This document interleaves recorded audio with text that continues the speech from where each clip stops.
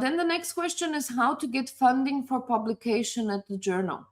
As said before, sometimes you have in the instruction to offers a specific listing of publication fees or open access fees, where you have the possibility, if you don't have any funding, you could write the journal technical editor and ask for a fee waiver.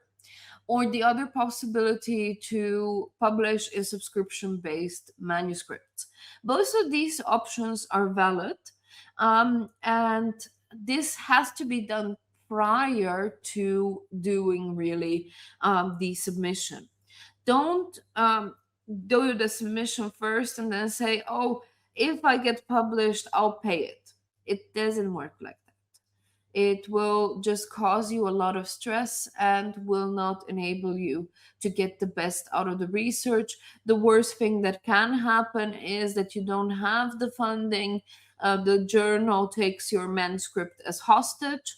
So they will not publish it. They will not give it back because they put effort in it. And at the same time, you will need to come up with the high amount of funding that is needed for that. The next question that we have is, what are the most common reasons grant proposals get rejected? With grant proposals, many times it's very much dependent on the person. That means that if the person itself has a good reputation of doing good research, you will have, for the scientific excellence of the person itself, a possibility to get funded. So again, we come back to the recognition, we come back to the citations. The other option that we have is to have a clear idea. That is similar to the manuscript itself. Have a great idea, have a good scope. Is the funder really looking for your specific expertise?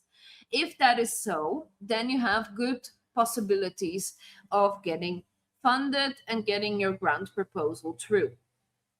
The next question that we have is, what advice would you give researchers who are applying for their first major grant?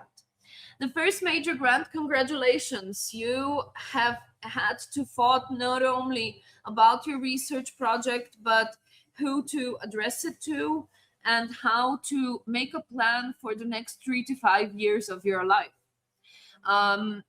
The most important part might be that you need to look at the possibility of doing that research on a longer timeline.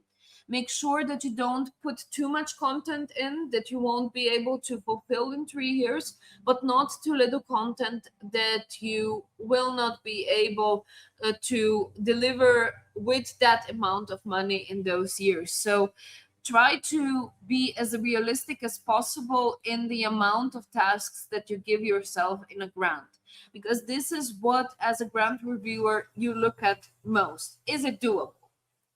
The next question, how can researchers design studies from the outset so that publication, citation potential, and funding alignment are built into the project rather than addressed later? Very important. This goes with the doability. So you need to have at least a few publications prior to really getting a research project. I would suggest that you don't start, first of all, with applying for funding prior to publishing within a research group at a certain time. This will help you to better understand the